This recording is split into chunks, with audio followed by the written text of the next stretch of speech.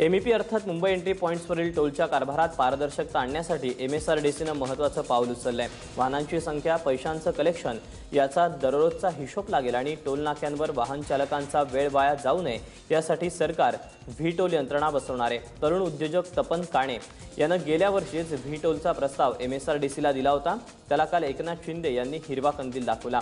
प्रायोगिक तत्वावर Mumbai entry पॉइंट्सवरील 5ही toll नाक्यांवर व्ही टोल यंत्रणा बसवण्यात येईल आणि हा प्रयोग यशस्वी झाला तर कायमस्वरूपी व्ही टोल लागू करण्याचा निर्णय सरकार घेणार आहे। या व्ही टोल ॲप्लिकेशनचे फायदे काय आहेत आपण पाहतोय। सगळ्यात महत्त्वाची गोष्ट म्हणजे वाहतूक कोंडी टळणार आहे। टोल नाक्यांवरील लांबलचक रांगांमुळे लागणारा वेळ आणि इंधन देखील वाचेल। टोल वसुलीमध्ये देखील पारदर्शकता यायला मदत होईल। टोल वसुलीच्या रकमेची माहिती दिवसाच्या शेवटी सर्व्हरवर मिळेल। कुणालाही ही माहिती वेबसाईटवर पाहता येऊ शकते।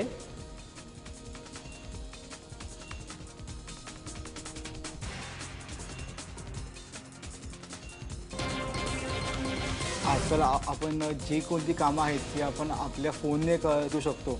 तर आपण आपलं टोल पेमेंट देखील जर आपण फोनने करू शकलो तर हा आपला जो कोणता टाइम वेस्ट होतो तो आपण याने वाचवू शकतो। मुंबई पुणे द्रुतगती महामार्गावरील अपघात रोखण्यासाठी संपूर्ण महामार्गावर इंटेलिजंट ट्रॅफिक मॉनिटरिंग सिस्टीम ही यंत्रणा उभारण्याचा निर्णय राज्य सरकारने घेतला। याशिवाय महामार्गावर ब्रिफेन वायर देखील उभारण्यात येणार आहे।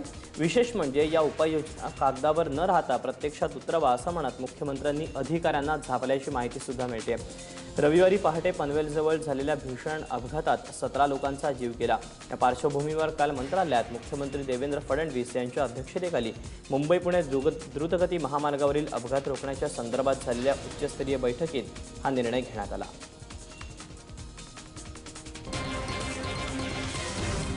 कॅमेरे लावले पाहिजेत, स्पीड गन आल्या पाहिजेत, म्हणजे SOS कॅमेरे आले पाहिजेत, स्पीड गन आल्या पाहिजेत, अशा प्रकारच्या ज्या सूचना आहेत किंवा टॉवर पण मांडून त्याचं नियंत्रण केलं पाहिजे। ते सगळं करत असताना आता ह्याच्यापुढे स्पीड गव्हर्नर येत आहेत, ते अनिवार्य येत आहेत। त्या संदर्भातला निर्णय आम्ही ह्या 2-5-10 दिवसात नक्की घेऊन त्याची अंमलबजावणी चालू करू। मुंबई मेट्रो 3 वरून शिवसेना आणि भाजपमध्ये सुरू असलेलं कुरघोडीचं राजकारण काही केल्या थांबण्याचं नाव घेत नाहीये। सेनेनं आपला मेट्रो विरोध कायम ठेवत मुंबई महापालिका सभागृहात विरोधकांना हाताशी धरून भाजपला एकाकी पाडलं। तसंच मुंबई महापालिकेच्या 17 जागा मेट्रोला देण्याचा प्रस्ताव देखील पुन्हा एकदा फेटाळून लावला। कुलाबा ते सिप्स दरम्यान धावणाऱ्या मेट्रो 3 मार्गासाठी मुंबई महापालिकेचे 17 भूखंड कायमस्वरूपी देण्याचा प्रस्तावित आहे। यात आरे कॉलनीतील हरित पट्ट्याची जागा हा देखील वादाचा विषय आहे। मुंबई महापालिकेच्या सभागृहात सेनेनं हा प्रस्ताव विरोधकांच्या मदतीनं दुसऱ्यांदा फेटाळून लावला।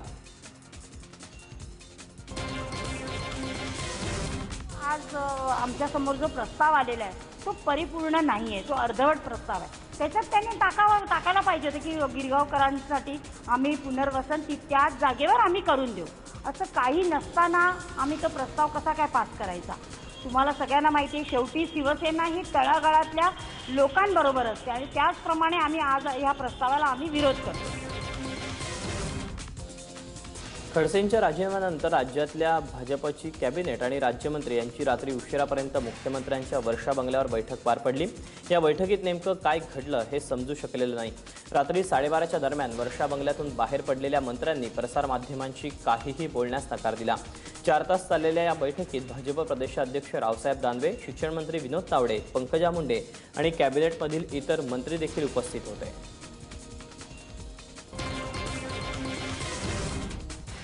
सोनिया गांधींनी गुरुदास कामत यांना भेटीची वेळ दिली, मात्र तरीही कामत यांनी सोनिया गांधींची भेट घेतली नाही आणि थेट सर्व पदांचा राजीनामा दिला अशी माहिती समोर येते।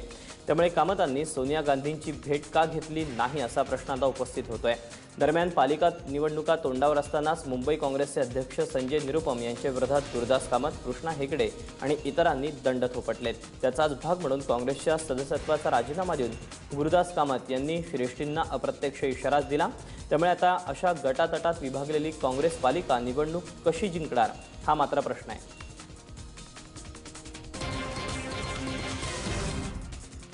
बेहिशेबी मालमत्तेप्रकरणी पंकज भुजबळ यांना तूर्तास अटक न करण्याचा अंतरिम आदेश उच्च न्यायालयानं येत्या शुक्रवारपर्यंत कायम ठेवला। तसंच या घोटाळ्यातील इतर 11 आरोपींना 1 जुलैपर्यंत अटक न करण्याचे अंतरिम आदेश ईडीला देण्यात आले। 870 कोटी रुपयांच्या अफरातफरी प्रकरणी ईडीनं आरोपपत्र दाखल केल्यानंतर 43 आरोपींविरोधात अजामीनपात्र वॉरंट जारी करण्यात आला। त्यात पंकज भुजबळांचं देखील नाव आहे। हे वॉरंट रद्द करण्यासाठी पंकज भुजबळ यांनी थेट सर्वोच्च न्यायालयात धाव घेतली। यासाठी मुंबई उच्च न्यायालयात अर्ज करण्याचे आदेश सर्वोच्च न्यायालयानं पंकज यांना दिले। त्यानुसार पंकज यांनी उच्च न्यायालयात याचिका दाखल केली।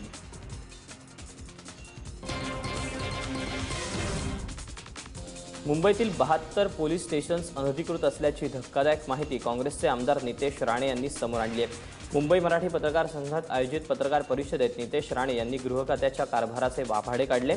पोलिसांना सुविधा पुरवण्यात गृह खातं हलगर्जीपणा दाखवत आहे, तसंच त्यांच्या आरोग्याकडे देखील ते दुर्लक्ष करीत असल्याचा आरोप आमदार नितेश राणे यांनी केला।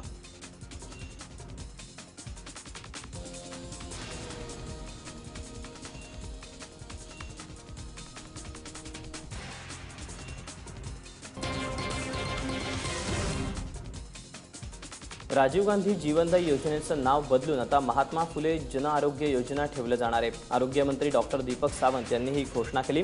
20 नोव्हेंबर 2016 रोजी राजीव गांधी जीवनदायी योजनेची मुदत संपते, त्यामुळे आता नव्यानं ही योजना सुरू होणार आहे।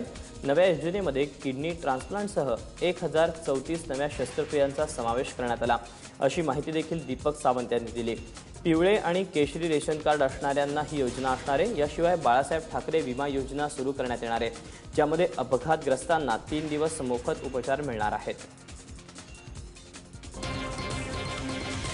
राज्यामध्ये राजीव गांधी जीवनदायी योजना ही चालू होती। राज्य शासनाने यामध्ये एक नवीन योजना सुरू करण्याचं ठरवलेलं आहे। मान्सूनची प्रतीक्षा काही अंशी संपली। केरळमध्ये मान्सून दाखल झाल्याची माहिती स्कायमेटनं दिली। अरबी समुद्रात मान्सूनचे वारे दाखल झाल्यानं केरळात पावसाची संततधार सुरू आहे। स्कायमेटनं मान्सूनचे वारे केरळात दाखल झाल्याचं म्हटलं असलं तरी हवामान विभाग मात्र पुढच्या 48 तासात मान्सून केरळात दाखल होईल या शक्यतेवर ठाम आहे। त्यामुळे मान्सून केरळात दाखल झाला की नाही याबाबत संभ्रमावस्था कायम आहे। दरम्यान स्कायमेटच्या अंदाजानुसार पुढच्या 3 ते 4 दिवसात मान्सून महाराष्ट्राच्या वेशीवर येण्याची शक्यता आहे। केरळ ते कर्नाटक दरम्यान तयार झालेला कमी दाबाचा पट्टा मान्सूनच्या आगमनासाठी अनुकूल असल्यानं केरळमध्ये पावसाची संततधार सुरूच आहे। शेतकरी मात्र वरुणराजाच्या आगमनाकडे अक्षरशः डोळे लावून बसलाय। त्यामुळे मान्सूनचं देशात झालेलं आगमन बळीराजाला दिलासा देणार आहे।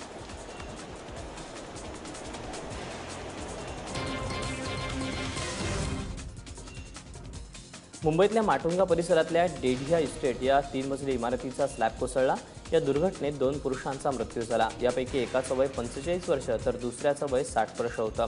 फायर ब्रिगेडनं घटनास्थळी धाव घेत ढिगारा हटवल्यानंतर या दोघांचे मृतदेह आढळून आले। या सगळ्या घटनेचा आता पोलिसांनी अधिकचा तपास सुरू केला आहे।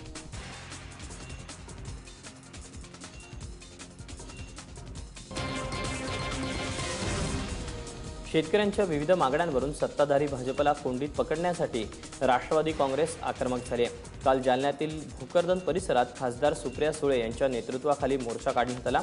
यावेळी सुप्रिया सुळेंनी सरकारच्या शेतकरी धोरणावर जोरदार टीका केली। आगामी काळात कर्जमाफी झाली नाही तर आपण तीव्र आंदोलन करू असा इशारा सुप्रिया सुळेंनी दिला। तिकडे प्रदेशाध्यक्ष सुनील तटकर यांनी औरंगाबादच्या खुलताबादेत आंदोलन केलं, तर बीडमध्ये धनंजय मुंडे यांच्या नेतृत्वात परळीत मोर्चा काढला गेला।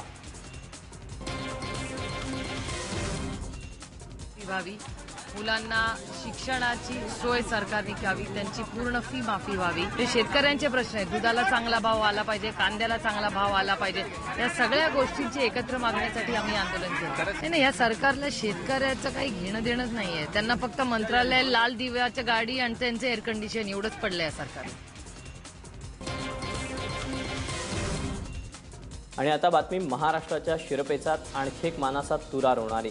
पुण्यातील एका पोलीस दाम्पत्यानं महाराष्ट्राची मान अभिमानानं उंचवली आहे। तारकेश्वरी आणि दिनेश राठोड यांनी माउंट एव्हरेस्ट सर केला. माउंट एव्हरेस्ट एकत्र पादाक्रांत करणारं हे पहिलं भारतीय जोडपं ठरलं. महाराष्ट्र पोलिसात असलेल्या तारकेश्वरी भालेराव राठोड आणि दिनेश राठोड यांनी सर्वोच्च शिखर माउंट एव्हरेस्ट सर केलंय. पुण्यातील हे दाम्पत्य महाराष्ट्रातच नव्हे तर देशभरातून माउंट एव्हरेस्ट एकत्र सर करणारं एकमेव जोडपं ठरलं.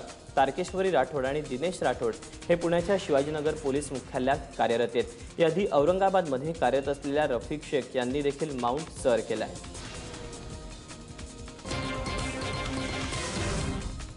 एव्हरेस्टला गवसणी घालणारे पोलीस हवालदार रफिक शेख यांनी काल मुख्यमंत्री देवेंद्र फडणवीस यांची भेट घेतली. यावेळी मुख्यमंत्र्यांनी रफिक यांचं सत्कार करून अभिनंदन केलं. यावेळी रफिक यांच्या एव्हरेस्ट मोहिमेसाठी आलेला संपूर्ण खर्च राज्य सरकार उचलणार असल्याची माहिती देण्यात आली. एव्हरेस्ट सर करणारे रफिक हे पोलीस दलातील पहिले जवान ठरलेत. 4 एप्रिल रोजी एव्हरेस्ट चढाईला सुरुवात केल्यानंतर रफिक यांनी 19 मे रोजी एव्हरेस्टचं शिखर पार केलं. यानंतर एव्हरेस्ट उतरताना रफिक यांना हिमदंश झाला. त्यानंतर रफिक यांना हेलिकॉप्टरनं रेस्क्यू करून त्यांच्यावर उपचार करण्यात आले. उपचार पूर्ण झाल्यानंतर रफिक यांनी मुख्यमंत्र्यांची भेट घेतली.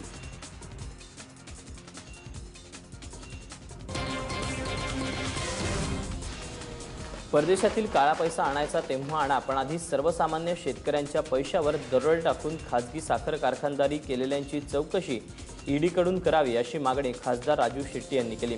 याबाबत शेट्टी यांनी तक्रार केली असून लवकरच मुंबई उच्च न्यायालयात जनहित याचिका दाखल करणार असल्याचं शेट्टी यांनी सांगितलं. पक्षाचे नवे आमदार सदाभाऊ खोत यांच्यासह राजू शेट्टी पंढरपूरमध्ये विठ्ठलाच्या दर्शनासाठी आले होते. यावेळी पक्षाच्या पदाधिकाऱ्यांच्या वतीनं सदाभाऊ खोत यांचा सत्कार करण्यात आला.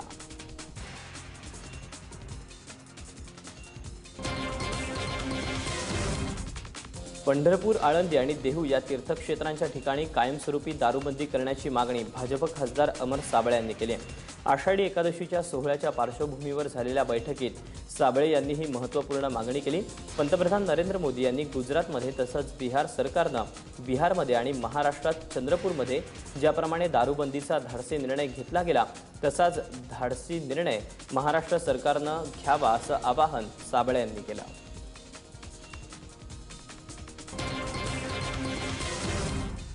10वीत 80% गुण मिळूनही प्राची घडवले नावाच्या विद्यार्थिनीनं आत्महत्या केली. कबड्डी आणि वक्तृत्वात हुशार असणाऱ्या मुलीनं अपेक्षेपेक्षा 5% गुण कमी मिळाल्यानं आपलं जीवन संपवलं. सोबतच्या मैत्रिणींना आपल्यापेक्षा जास्त गुण मिळाल्याची बोच प्राचीला सहन झाली नाही. त्यामुळे प्राचीनं टोकाचं पाऊल उचललं. रत्नागिरी जिल्ह्यातील दापोली तालुक्यातील आपटी इथं ही घटना घडली.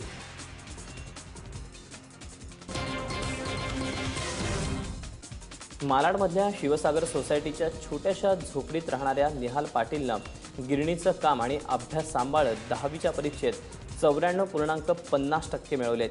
निहालला इंजिनिअरिंग आणि पुढे स्पर्धा परीक्षांमध्ये आपलं करिअर करायचं आहे. रोबोमॅट या मोबाईल ॲप्लिकेशनच्या द्वारे निहालनं शेवटच्या 2 महिन्यात अभ्यासाची उजळणी केली. काम सांभाळून यश मिळवल्यानं निहालचं सर्वत्र कौतुक होत आहे.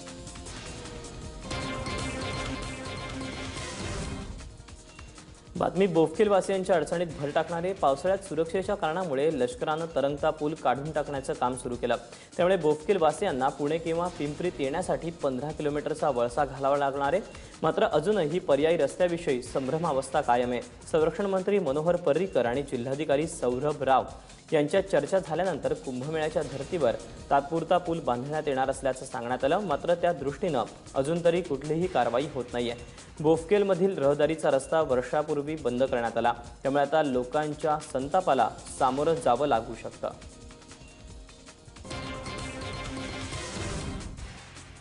नरेंद्र दाभोळकर, गोविंद पानसरे आणि प्राध्यापक कलबुर्गी यांच्या मारेकऱ्यांचा शोध अजूनही लागला नाहीये.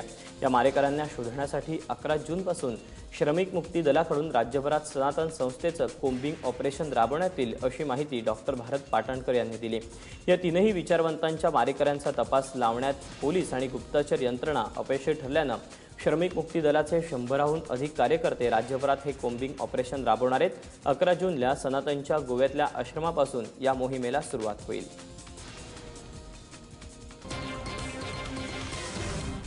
उलगावच्या आगीत मृत्युमुखी पडलेला जवान धनराज मेश्राम यांच्यावर काल नागपुरात अंत्यसंस्कार करण्यात आले। यावेळी आपल्या दोन्ही मुलांना सैन्यात भरती करणार असल्याचं धाडस धनराज यांच्या पत्नीनं बोलून दाखवलं। उलगावच्या दारुगोळा भांडाराच्या स्फोटात 19 जण मृत्युमुखी पडले, त्यापैकी 6 जवानांची ओळख पटत नव्हती।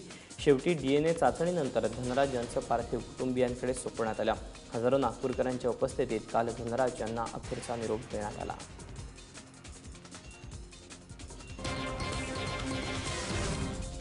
कल्याण डोंबिवली परिसरात सोनसाखळी चोरांनी अक्षरशः धुमाकूळ घातला। कल्याणमधल्या एका वृद्ध महिलेच्या गळ्यातील सोनसाखळी चोरतानाचं CCTV फुटेज समोर आलंय।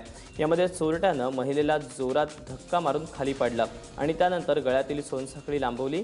कल्याण पोलिसांनी या CCTVच्या मदतीनं चोरट्यांना जेरबंद केलं। रुपेश बेलेकर आणि पाशा शेख अशी आरोपींची नावं आहेत। पोलिसांनी त्यांच्याकडून सुमारे 10 लाखाचा मुद्देमाल जप्त केला। आरोपींची सखोल चौकशी केली असता त्यांनी कल्याण डोंबिवली परिसरात 22 ठिकाणी सोनसाखळी चोरल्याची कबुली दिली।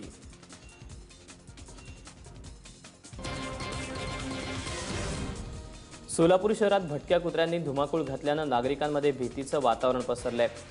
मंत्री चंडक नगरात एकाच दिवसात 13 जणांना कुत्र्यांनी चावा घेतला। यामध्ये शेख कुटुंबातील 6 जणांचा समावेश आहे। भटक्या कुत्र्यांनी लहान मुलांवर देखील हल्ला केला। कुत्र्यांनी चावा घेतलेल्या 9 जणांना गंभीर जखमा झाल्यात। सर्व जखमींवर शासकीय रुग्णालयात उपचार सुरू आहेत। पालिका प्रशासनानं भटक्या कुत्र्यांवर आळा घालण्यासाठी उपाययोजना आखल्यात, मात्र या योजना कागदावरच असल्याचा आरोप नागरिकांनी केला।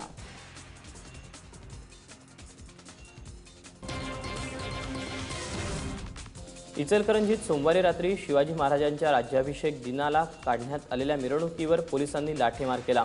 शहरातील युवा शक्तीतर्फे काढण्यात आलेली मिरवणूक रात्री 11च्या दरम्यान जनता चौकात आली। या ठिकाणी तरुणांच्या 2 गटात वादावादी झाली, ज्याचं रूपांतर मारामारीत झालं। त्यामुळे परिसरात तणाव निर्माण झाला होता। त्यामुळे वाद चिघळू नये यासाठी पोलिसांनी तरुणांना पांगवण्यासाठी सौम्य लाठीमार केला। दरम्यान मिरवणूक पाहायला आलेल्या काही वृद्ध नागरिकांनीही पोलिसांच्या लाठ्यांचा त्यांना प्रसाद खावा लागला।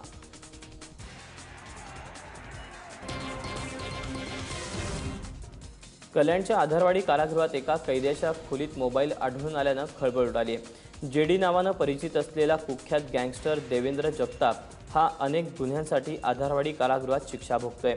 त्याच्या खोलीची तुरुंग अधिकाऱ्यांनी विशेष झाडाझडती घेतली असता हा मोबाईल सापडला। खोलीमधील शौचालयाच्या जवळ लादीखाली असलेल्या सुमारे 2 मीटर खोल खड्ड्यात मोबाईल लपवून ठेवण्यात आला होता। हा मोबाईल आरोपींपर्यंत कसा पोहोचला याचा शोध आता पोलीस घेत आहेत। दरम्यान जेलची सुरक्षा किती तकलादू आहे हे या घटनेमुळे स्पष्ट झालं आहे।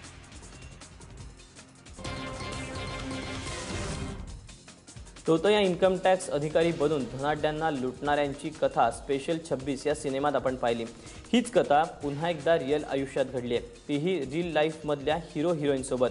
वरुण धवन, श्रद्धा कपूर आणि टायगर श्रॉफ बॉलिवूडमधल्या या तीनही कलाकारांना मुरली मुंदडा आणि महेश खेतवानी या दोघांनी मिळून गंडवलंय। व्यवसायानं IT एक्सपर्ट असलेल्या मुरलीनं आपल्या शिक्षणाचा पुरेपूर फायदा उठवत इन्कम टॅक्स ऑफिसरची पदवी मिळवली, तीही फोनवर। इन्कम टॅक्स विभागातल्या या बोगस अधिकाऱ्यानं न पडणारी धाड रोखण्यासाठी या कलाकारांकडून चांगलीच रक्कम उकळली। या दोघांनाही अटक करण्यात आली असून न्यायालयीन कोठडीत पाठवण्यात आलं आहे।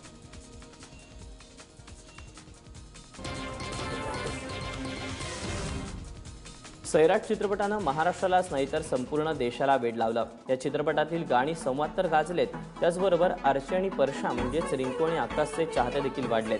पुण्यातल्या अशाच एका फॅननं आपली दुचाकीच सैराटमय करून टाकले।